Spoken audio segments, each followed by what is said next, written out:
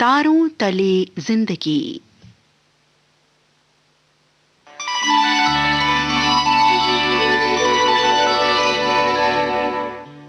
तारों तले जिंदगी इस सीरीज में हम आपके लिए लेकर आए हैं हिंदी साहित्य जगत की कुछ चर्चित कहानियों और उपन्यासों पर केंद्रित नाट्य वाचन। इस कड़ी में प्रस्तुत है मुंशी प्रेमचंद का लिखा चर्चित उपन्यास प्रेमा। तो आइए सुनते हैं प्रसिद्ध उपन्यास प्रेमा का रेडियो नाट्य वाचन।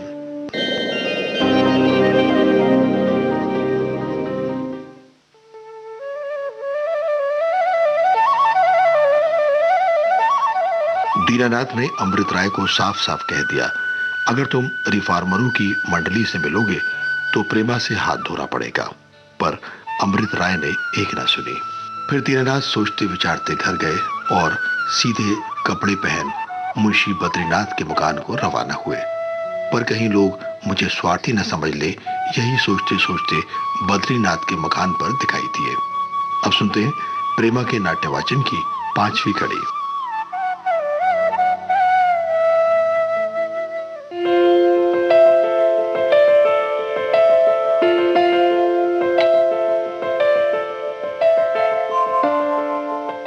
लाला बद्री प्रसाद अमृत राय के बाप के दोस्तों में से थे और अगर उनसे अधिक प्रतिष्ठित नहीं थे तो बहुत कम भी नहीं थे।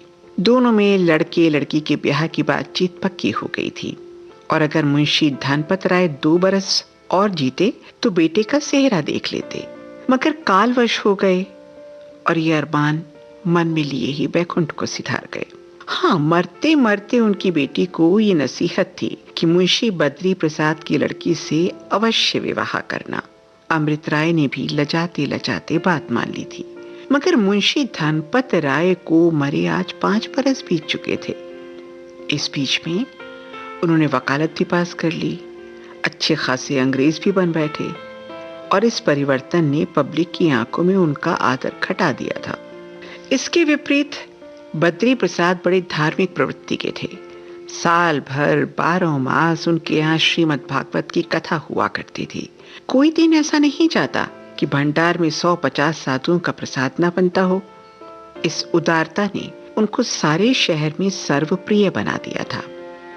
हर दिन भोर होते ही वो गंगा स्नान को पैदल जाया करते और रास्ते में जितने आदमी उनको देखते सब आदर से सिर झुका लेते और आपस में कानाफूसी करते कि दुखियारों का ये दाता सदा फूलता रहे।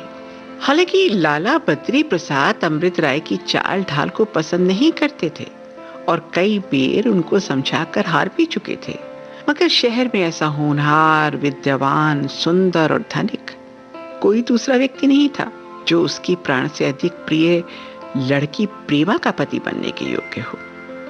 इस कारण वो बेबस हो रहे थे। लड़की अकेली थी, इसलिए दूसरे शहर में ब्याह भी नहीं कर सकते थे। इस लड़की के गुण और उदारता की इतनी प्रशंसा थी कि उस शहर के सब रईस उसे चाहते थे। जब किसी कामकाज के मौके पर प्रेमा 16 श्रृंगार करके जाती तो जितनी और स्त्रियां वहां होती उसके पांव तले आंखें बिछाती। बड़ी बूढ़ी औरतें कहा करती कि ऐसी सुंदर लड़की कहीं देखने में ही नहीं आई। और जैसी प्रेमा औरतों में थी ऐसे ही अमृत राय मर्दों में थे। ईश्वर ने अपने हाथ से दोनों का जोड़ मिलाया था। हाँ, शहर के पुराने लोग इस विवाह के खिलाफ थे और वो कहा करते थे कि अमृत राय के सब गुण अगर सही मगर है तो विधर्मी ही, उनसे प्रेमा जैसी लड़की का विवाह करना ठीक नहीं। मुंशी जी के नातेदार लोग भी इस शादी के विरुद्ध थे। इसी खींचातानी में 5 बरस गुजर गए। अमृत राय भी कुछ बहुत उद्विग्न न मालूम होते थे, मगर इस साल मुंशी बद्री प्रसाद ने भी हियाब किया और अमृत राय भी मुस्तैद हुए और विवाह की साइत निश्चित की गई। जब दोनों तरफ तैयारियां हो रही थी, प्रेमा की मां अमृत राय के नाम पर बिकी हुई थी और लड़की के लिए अभी से गहने पत्थर बनवाने लगी थी कि निदान आज ये महाभयानक खबर पहुंची कि अमृत राय तो विधर्मी हो गया है और उसका किसी मेम से विवाह हो रहा है। इस खबर ने मुंशी जी के दिल पर वही काम किया जो बिजली किसी हरे भरे पेड़ पर गिरकर करती है। वो बूढ़े तो थे ही, इस धक्के को न सह सके और पछाड़ खाकर जमीन पर गिर पड़े। उनका बेसुध होना था कि सारा भीतर बाहर एक हो गया। तमाम नौकर चाकर अपने पराये सब इकट्ठे हो गए। क्या हुआ, क्या हुआ, ये शोर मचने लगा। अब जिसको देखिए यही कहता फिरता है कि अमृत राय विधर्मी हो गया है। कोई कहता है थाने में रपट करो, कोई कहता है चलकर मारपीट करो। अरे बाहर से दम की दम में अंदर खबर पहुंची, वहां भी कोहराम मच गया।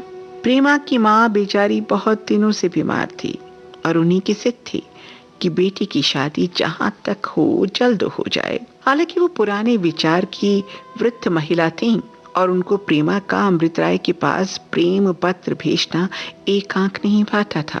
लेकिन तब भी जब से उन्होंने उनको एक बार अपने आंगन में खड़े देख लिया था, तब से उनको यही धुन सवार थी कि मेरी आंखों की तारा का विवाह तो बस उन्हीं से हो। वो इस वक्त बैठी हुई बेटी से बातचीत कर रही थी और बाहर से ये खबर पहुंची। वो अमृत राय को अपना दामाद समझने लगी थी और कुछ तो ना हो सका, बेटी को गले लगाकर रोने लगी। प्रेमा ने आंसू को रोकना चाहा मगर न रोक सकी। उसकी बरसों की संचित अंग बेल क्षण मात्र में कुंभला गई।